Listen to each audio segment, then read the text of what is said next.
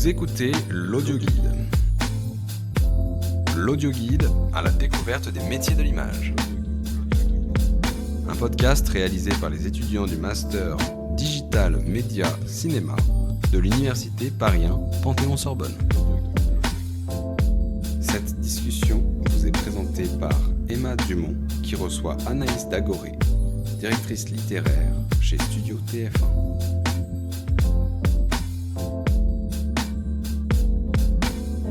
Anaïs, merci d'avoir accepté déjà de participer à notre podcast.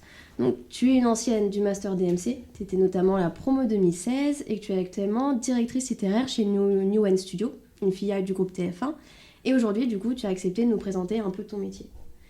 Donc, pour commencer, si tu es d'accord, est-ce que tu peux nous parler un peu de ton parcours dans l'audiovisuel et qu'est-ce qui t'a amené à ton poste actuel ?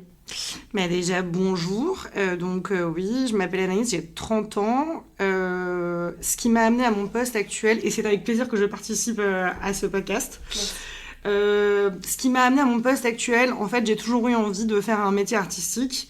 Et en fait, j'avais un petit peu du mal à choisir un art. Donc moi j'ai fait un parcours d'histoire de l'art à la Sorbonne à la base. J'ai toujours été intéressée par le pouvoir de l'image. Et à l'intérieur de ce master d'histoire de l'art, il y avait un cours d'analyse filmique qui était donné par monsieur Stéphane Goudet.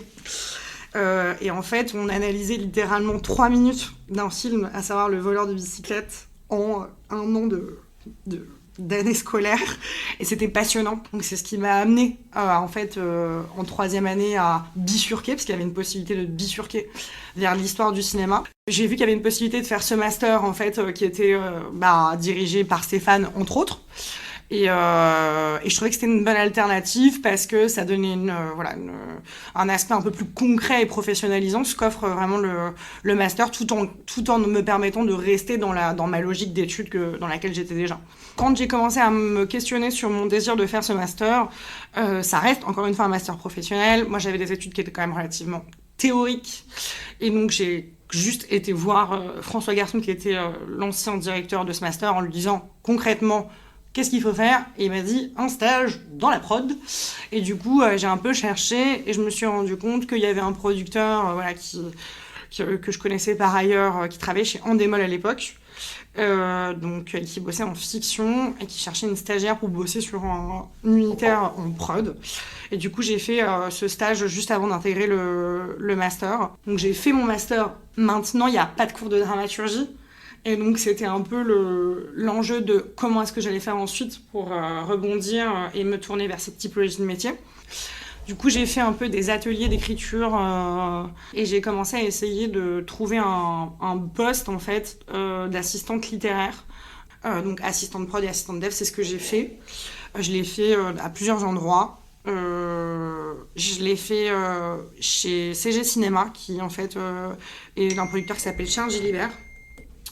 Et qui fait lui du long métrage. Donc on bossait sur le 2e film de Dennis Gamzerguven qui a fait Mustang. Donc ce 2e film s'appelle Kings.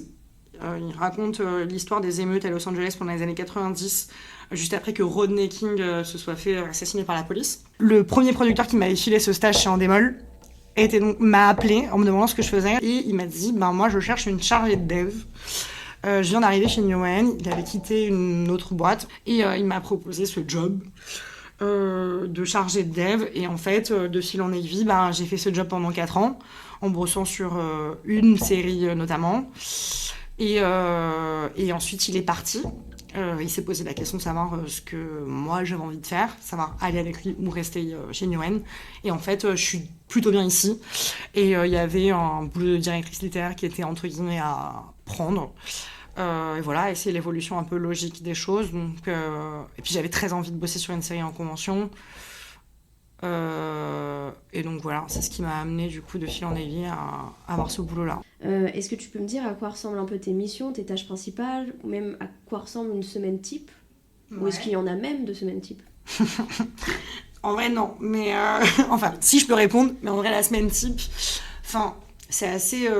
Alors, déjà, je dirais que mon métier, c'est accompagner les auteurs à accoucher d'une idée en respectant la vision d'un producteur, tout en s'assurant que ça s'inscrive dans l'ADN d'une chaîne.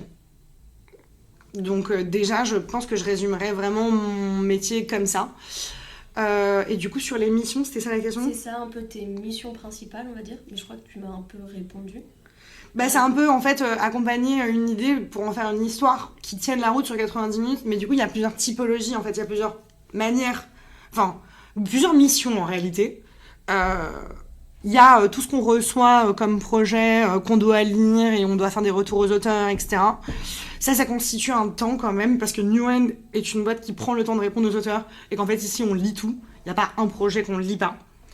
Par respect pour les auteurs, déjà. Et ensuite, parce que si par flemme ou par snobisme, tu passes à côté de Intouchable, tu seras viré et tu ne travailleras plus jamais de ta vie. Donc, par définition, on lit les projets. Donc ça constitue quand même un temps. Après, j'avoue que c'est un truc qu'on fait moins quand on est directeur littéraire, parce que nous, on a déjà des séries en conv et des séries en dev. Donc ça, c'est plus un truc qu'on fait faire aux chargés de développement ou à nos stagiaires. Mais on le fait quand même.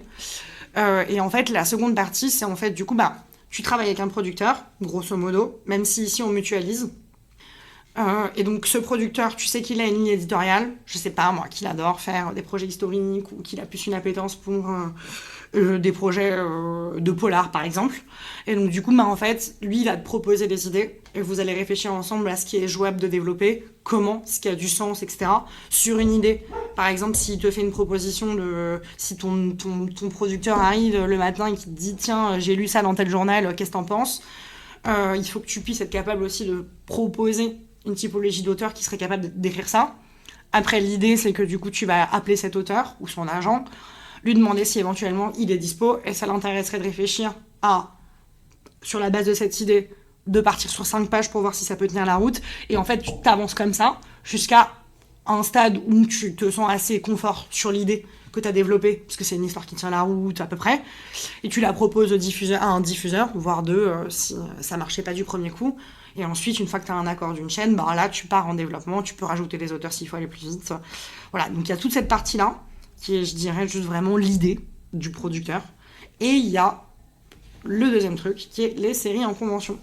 Donc les séries, en fait, qui existent déjà. Donc du HPI, du Mademoiselle Holmes, du Cassandre, dans mon cas. Toutes les séries, en fait, qui existent déjà, et où toi, tu dois assurer... par exemple, je sais pas, sur une série bouclée comme Mademoiselle Holmes, c'est 6 épisodes par saison, et tu dois assurer de pouvoir faire la direction littéraire de ces 6 épisodes. Donc là, tu t'inscris dans une série qui est existante. Ton boulot, c'est vraiment de comprendre l'ADN de la série, de bien connaître les auteurs, de bien connaître l'historique tant des personnages que de la série, et en fait d'être en mesure de pouvoir proposer des nouvelles typologies d'épisodes, bien respecter les calendriers de rendu des textes, etc. Et en fait, le boulot est le même sur l'écriture, mais t'as toutes ces contraintes-là, mais la contrainte est créative, mais t'as toutes ces contraintes-là qui viennent s'ajouter, voilà.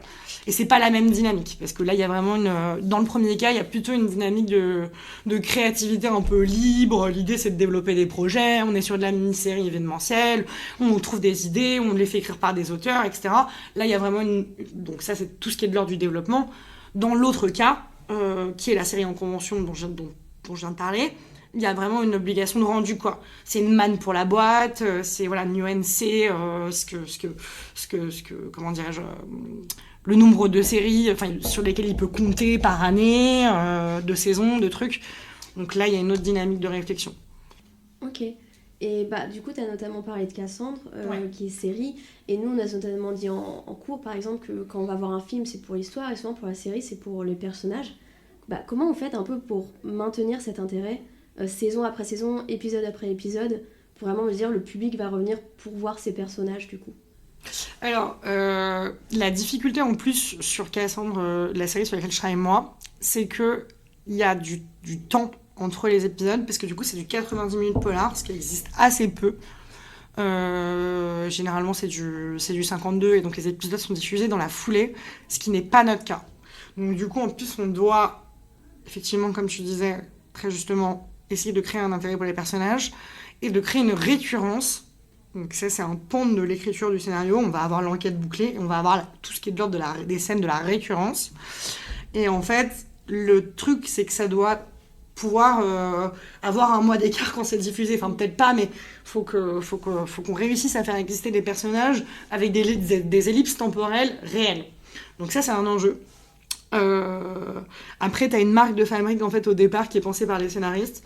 C'est ça qu'on te parle de trouver les héros actuels avec un ADN très fort, un Sherlock Holmes ou une Morgan Alvarez dans HPI. Enfin, il y a des personnages qui sont très identifiés. Donc ça, je pense que c'est une bonne manière de t'assurer. En fait, si t'as une bonne typologie d'enquêteurs pour le polar, c'est une bonne manière de t'assurer que les gens reviennent. S'ils adhèrent à la manière d'enquêter, ils vont adhérer au personnage et donc de facto, ils vont rester parce que les aventures de cet enquêteur-là va leur plaire. Après, l'idée, c'est de rester bien autour de ce qu'il y a, justement, cette caractérisation de base. Voilà, t'as un truc qui a plu, tu fais un personnage très fort, très identifiant d'enquêteur et tu restes bien autour. Mais c'est valable aussi pour une série médicale comme Dr House. Si tu le prends, il évolue pas en fait ce perso, tu vois. Il a une manière d'enquêter et de concevoir la médecine et les cas, etc., qui est la même à l'épisode 1 et qui est la même épisode 72 de la saison 28. Ok, je vois. Ouais, merci pour ta réponse. On voulait savoir, du coup, là, plus pour revenir au processus de développement et les métiers créatifs avec lesquels tu travailles. Notamment, c'est quoi ta relation un peu avec les scénaristes, dans le sens où, entre l'écriture d'une première version d'un épisode pour Cassandre et la dernière version, toi, ton travail, ça va être plus de maintenir une vraie collaboration, plutôt il y a de la négociation qui se joue. Un peu, en gros, c'est quoi ton métier avec les scénaristes, ton rôle ? Du coup, ça dépend si c'est encore une fois sur de la série en convention ou en dev, mais je vais répondre sur Cassandre du coup, puisque c'était la question. Alors j'ai pas bien compris le point sur la négo. C'était de dire, quand t'es face à une équipe de scénaristes, est-ce que t'essaies vraiment de maintenir ce lien un peu entre eux, de vraiment faire en sorte qu'il y a cette collaboration qui se joue pour vraiment arriver au final à un projet. Ils écrivent seuls. Okay. Donc du coup, il faudrait que je te trouve un exemple d'un projet en dev où il y a plusieurs auteurs. En fait, oui, ils écrivent seuls. Nous, de toute façon, on entretient les collaborations sur les sujets, sur les séries en convention, c'est une évidence. Ça doit sortir tellement vite. On a 4 Cassandra à faire par an de 90 minutes. Enfin, en fait, un mec qui écrit bien du polar, qui a compris les personnages, qui a la récurrence en tête, t'as plutôt intérêt à ce que la collaboration avec le directeur littéraire et la productrice, elle se passe bien. Parce que du coup, c'est une chance en fait d'avoir cette personne qui a toute la mémoire de la série et qui connaît l'ADN, qui est déjà passé en chaîne, donc qui sait même la manière dont marche la chaîne. Donc oui, t'as plutôt intérêt à être, tu vois, flexible et voilà. Après, généralement, les auteurs de Cassandre, c'est des auteurs qui bossent seuls en fait. Enfin, il y a des binômes d'auteurs, mais en fait, ils viennent déjà avec leur binôme. Enfin, là, je pense à un binôme d'autrices, mais elles viennent ensemble. Et globalement, en fait, moi, je bosse pas sur les séries où on fait des pools d'auteurs, comme par exemple Holmes, où tu mets dans une room, ce qu'on appelle une room d'auteurs, des auteurs qui se connaissent pas. Et donc voilà. Là, on est en train d'en construire une sur une série en développement. Et en fait, t'as une première personne qui est à l'origine de l'idée, donc qui est le scénariste, un peu pas directeur de collection, mais en tout cas, dont c'est l'idée. La chaîne a lu son idée, c'est lui qui est le scénariste tout-puissant, et en gros, nous, on lui fait des propositions d'auteur pour l'aider à écrire, parce que 6 épisodes d'1 heure, tu peux pas les écrire tout seul, avec toutes les deadlines dont on vient de se parler. Et du coup, en fait, à l'aune de ça, on réfléchit ensemble si c'est une collaboration qui peut marcher, etc. Ça arrive que ça soit pas le cas. Ça arrive que sur le papier, en fait, tu penses que c'est un match, que le scénariste en chef dit « Ok, très bonne filmo, ça me plaît parce que dans mon truc, il y a du soap et que là, le mec, il a fait plein de quotidiennes, donc forcément, il saura écrire du soap, dada. » Et in fine, une fois qu'ils sont dans la pièce, ça matche pas. Donc c'est après comment est-ce que, justement, tu t'assures sur tes contrats, etc., que tu peux adjoindre un auteur, adjoindre un co-auteur. Globalement, ça, c'est des choses que nous, on essaie de faire. Parce que t'es jamais garanti que, en fait... Et puis aussi, il y a des accidents de la vie. Donc il y a des gens... t'engages un auteur seul, et ça nous est déjà arrivé sur Cassandre, et en fait, il peut pas aller au bout de l'histoire. Enfin, pas pour un accident de vie, mais voilà. Donc il faut t'assurer dans tes contrats que tu puisses adjoindre un co-auteur ou substituer un auteur. On a quand même, c'est en train de se durcir sur cette typologie de trucs. On a moins de, enfin c'est assez dur dans les contrats de pouvoir adjoindre comme ça, et c'est normal en fait parce que tu retires pas un scénario à un auteur pour la moindre raison, donc c'est normal qu'il se bague dans l'autre sens. Mais oui, il faut toujours t'assurer que tu puisses... En fait, il faut que le projet vive coûte que coûte. Donc, voilà. Tout pour le film, comme diraient certains. Ok, et dans le cas, par exemple, du réalisateur, cette fois, la relation, elle est comment, du coup, entre toi, ton métier, et le réalisateur? Il n'y en a pas vraiment. Alors, ça dépend quand. Alors, en dev, il n'y en a pas du tout. Moi, mon boulot, en fait, s'arrête au texte. Hein. Donc, en fait, quand on a livré le texte, c'est ciao bisous, quoi. On est sur de l'idée. Moi, je pars de l'idée et je livre un scénario. Après, le producteur, c'est lui qui monte son équipe artistique, etc. Ça, c'est très valable aussi. C'est valable pour du dev. Pour une série comme Cassandre, t'es vraiment le relais. Là, je l'ai vraiment expérimenté. Et en fait, déjà, en fait, t'es dans la pièce quand il y a une première lecture entre le réalisateur que le producteur a engagé et l'auteur. Donc là, tu vas vraiment être le relais pour expliquer en fait pourquoi t'as construit ça comme ça, parce que le réalisateur, il va venir, il aura lu le texte, il aura plein de notes. Pourquoi ce personnage, il fait ci, pourquoi ce personnage, il fait ça. Et puis en plus, lui, il a le sens de la mise en scène. Donc tout ce qui est de l'ordre du dialogue... Ah, mais moi, je dirais pas ça comme ça, ou alors on dirait plus ça comme ci, ça comme ça.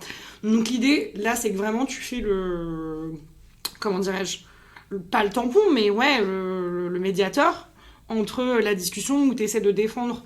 Parce que des fois, si tu veux, le scénariste, il sait même plus bien pourquoi on a fait ce choix-là. Enfin, il faut réussir à transiger, en fait, entre les deux. Il faut trouver, voilà. Donc, dans les lectures entre les scénaristes et les réalisateurs, ça a une grande importance. Et ensuite... Une fois que le film part en tournage, en réalité, il y a toujours des motifs de texte. Et là, pour le coup, c'est toi qu'on appelle. Parce que c'est sur le tard que les mecs qui sont en tournage et qu'en gros, tu dois avoir une connaissance parfaite du texte. Que peut-être, je peux te donner un exemple.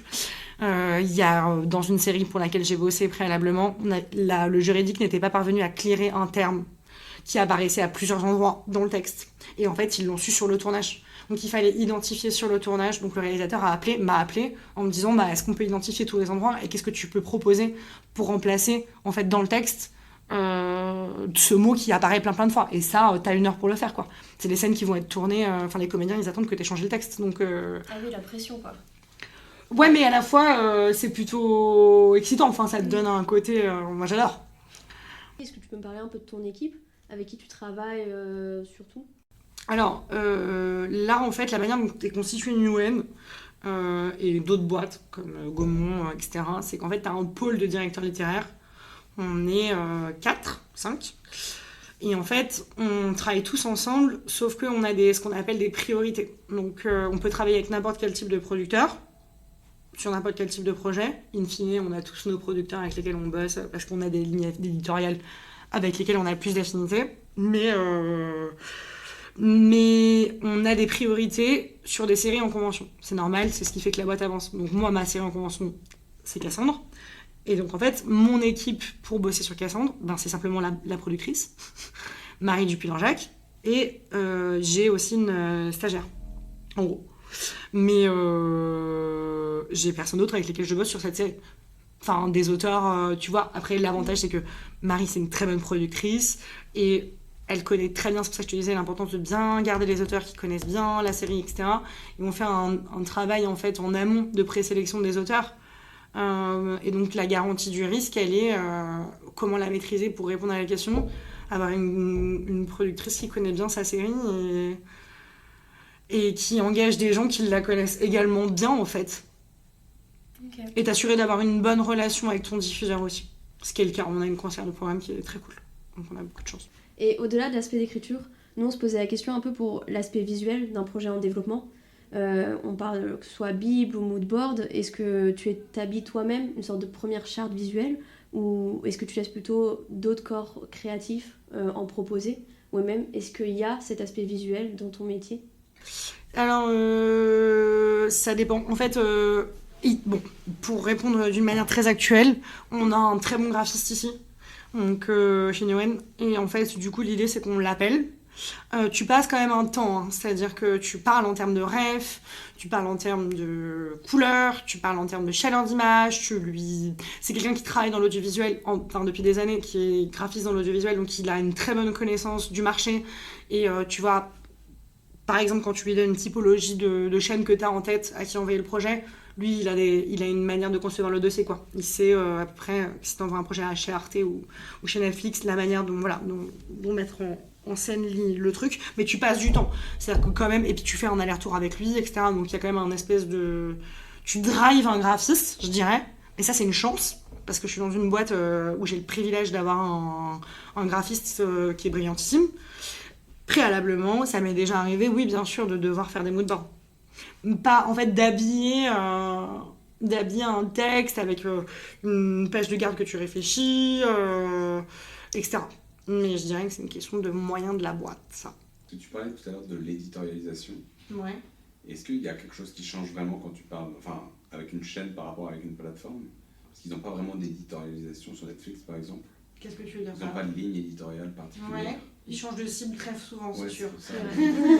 Est-ce que ça change beaucoup en termes de développement quand tu travailles avec un Netflix par rapport à quand tu travailles avec un TF1, où tu sens vraiment une différence dans la... Enfin, est-ce que ça te change ton métier de travailler avec l'un ou l'autre parce qu'il y a une vraie différence d'éditorialisation et que c'est un peu ton métier de t'assurer que ça corrobore en fait. Ouais. Je l'ai moins fait avec les plateformes, mais je peux t'en parler en tant que chargée de dev dans mon précédent taf.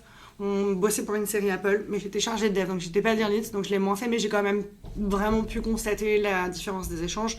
Et là, on bosse pour France Télé, France 3 notamment. Ce qui est sûr, c'est qu'en fait, eux, ils sont vraiment... la plateforme, elle est coproductrice de ta série à un endroit, quoi. Donc il y a un genre de validation de vachement de choses, en fait, artistiques, où il doit y avoir un accord de trouver, tu vois. Tu prends pas des décisions comme ça. Ils peuvent avoir ils peuvent choisir le réalisateur. Sur une série hertzienne, ça peut être le cas aussi. Mais sur une série comme France 3, par exemple, tu vois, ils font vraiment confiance à la vision du producteur. En fait, c'est les gens qui ont l'habitude de travailler ensemble, qui se connaissent, ça se bouscule pas au portillon, il y a une confiance Enfin, si, ça se bouscule, c'est pas vrai. Mais il y a une confiance mutuelle, en fait, qui est créée depuis des années, qui est historique comme les chaînes. Et du coup, ils sont moins interventionnistes, je trouve. Et en fait, ils interviennent intelligemment à des endroits où eux, ça respecte pas l'ADN de leur chaîne, etc. Mais il y a moins un désir de coproduire, quoi, presque à un endroit que tu retrouves plus dans les échanges avec les plateformes. Où là, faut accepter de... donc ils sont plus stricts que les chaînes. Je sais pas si c'est plus strict, mais plus interventionniste. Ok. C'est intéressant. Parce que c'est étonnant, enfin, je trouve. Parce que de loin, on aurait l'impression que c'est les chaînes qui poussent un peu plus sur la... Ah non, mais de base... Là, on parle de quand tu es déjà en train de développer un projet d'un accord commun, que l'argent a été mis sur la table par la chaîne et la plateforme. Pour l'idéation, en termes d'idées, ce que tu peux proposer et le champ des possibles, effectivement, tu t'adresses à une chaîne hertzienne, tu connais l'ADN de TF1, tu connais l'ADN de France Télé, tu connais l'ADN d'Arte. Tu vas pas aller proposer des trucs qui sont complètement... Je vais pas proposer un thriller horrifique à TF1. Tu vois ce que je veux dire? Il y a un truc où je sais que justement, comme tu disais, les cibles, elles sont beaucoup plus clairement définies. Donc voilà, mais à partir du moment où ce pacte-là, il est respecté. Enfin, je veux dire, toi déjà, dans ta démarche, tu proposes un truc qui rentre dans le genre, tu as compris l'ADN de la chaîne, etc. Oui, je trouve que la chaîne, elle est moins interventionniste. Mais par contre, il faut que tu respectes de base toutes ces... Voilà, exactement. Et une fois que ça, c'est bon, et que vous êtes partis sur un développement de projet en commun, oui, bien sûr qu'elle intervient dans la chaîne, et qu'ils ont des choses très intéressantes à te dire, et qui te guident toujours pour que ça reste dans leur ligne éditoriale, etc. Mais les plateformes, elles sont vraiment, enfin en tout cas je pense à certaines, elles développent avec toi, quoi. Ouais. Tu vois ? Dans ce cas-là, est-ce que tu penses que les plateformes ont moins un cahier des charges, donc sont peut-être plus faciles à l'entrée, mais sont ensuite plus difficiles au développement? On pourrait presque dire ça comme ça, sauf que c'est pas facile à l'entrée. Mais à mon sens, c'est pas facile à l'entrée parce qu'en fait, parce qu'on est très nombreux. Et que eux, en plus, ils ont quand même une logique de packager, donc ils veulent quand même un peu du cast qui envoie de la purée, ils veulent un peu des trucs un peu sexy, au-delà du scénario en lui-même, il te faut quelques noms, quoi. Donc ça ajoute une difficulté. Mais sur des thématiques et sur des sujets, oui, bien sûr que tu peux parler de plus de choses. Enfin, c'est pas que tu peux parler de plus de choses, mais c'est que comme les cibles sont plus larges, tu vois, tu peux te permettre de faire, je réfléchis, mais tu peux faire une série sur du MMA, typiquement, et tu peux faire... En plus, il y a des secondes fenêtres maintenant. Donc en fait, tu cofinances ta série, tu la penses, toi, producteur, en double fenêtre. Donc tu te dis, bah ma série, ce sera TF1 Disney. Donc tu vois, c'est pour te montrer l'ouverture d'esprit mais toujours en première diffusion sur du hertzien. Parce qu'il faut d'abord que ça respecte les codes du hertzien et que de toute façon, la plateforme, elle l'acceptera, entre guillemets, plus facilement, un truc qui n'est pas tout à fait dans son pipe. Alors du coup, on va aller dans notre dernière phase un peu du podcast. Là, on va se tourner un peu vers l'évolution de ton métier, comment tu le vois, et notamment l'évolution face des nouveaux outils d'intelligence artificielle, dans le sens où ça a déjà leur place à Newen, que ce soit pour l'écriture, mais aussi juste un mood board, ou même la Bible, voilà. Bah, comme je te disais, nous on a un graphiste, donc déjà, exit mid-journée. En revanche, alors, ça n'a pas sa place chez nous encore, tout simplement parce qu'en fait, on respecte énormément nos auteurs et pour nous, c'est vraiment, tu vois, tu parlais de relation tout à l'heure, c'est vraiment la relation principale qu'on essaie d'entretenir et qu'on garde. Il y a encore un flou juridique énorme aujourd'hui sur la protection en fait de ce que crée l'intelligence artificielle et la manière dont et réutiliser les informations. Donc nous, on ne l'utilise pas. Et aussi parce que, précisément, je vais te donner un exemple. Si tu mets, par exemple, un scénario dans la machine et que tu poses des questions à ChatGPT, ils sont en mesure de pouvoir réutiliser en fait, les infos qu'il y a dans ton scénario pour nourrir cette base de données, puisque c'est comme un peu Wikipédia, c'est une base de données qui est nourrie à l'aune de ce que toi t'envoies. Donc déjà, tu peux oublier... toi en tant que directeur littéraire, le fait d'utiliser les scripts que tu lis. Donc ça réduit quand même pas mal le champ des possibles puisque tu ne peux pas mettre de PDF et de scénario à l'intérieur de ça puisque sinon la machine va le réutiliser puisqu'il n'y a pas de protection des données. Donc du coup tu peux que poser des questions et en fait comme même les réponses que tu vas obtenir, t'es obligé de les sourcer, t'es obligé de le dire parce qu'il y a un acte de la Commission européenne qui a été créée sur l'intelligence artificielle en 3 points, qui est que tu es obligé de sourcer tes données. Tu peux pas, tu dois payer si tu réutilises des choses qui sont de sources diverses et variées, très cher. Et l'intelligence artificielle générative, c'est-à-dire en gros lui faire écrire totalement un truc de A à Z en entier, c'est interdit dans nos métiers de la création. Donc ça fait déjà beaucoup de points qui font que ça te crée en fait, pour te faciliter les choses, oui, mais ça demande quand même beaucoup de sécurité à un endroit qu'on n'a pas là pour l'utiliser, quoi. Mais typiquement, je vais faire une formation la semaine prochaine, dans 2 semaines, chez Mille Sabor, qui est sur l'intelligence artificielle pour les producteurs, les directeurs et les scénaristes, parce que je veux pas non plus faire comme si ça n'existait pas, et c'est pas parce que nous on l'utilise pas pour des raisons, donc, je dirais... juridique et aussi parce que pour le moment ça n'a pas encore trouvé totalement un socle avec lequel on est d'accord, qu'il faut faire comme si ça n'existait pas.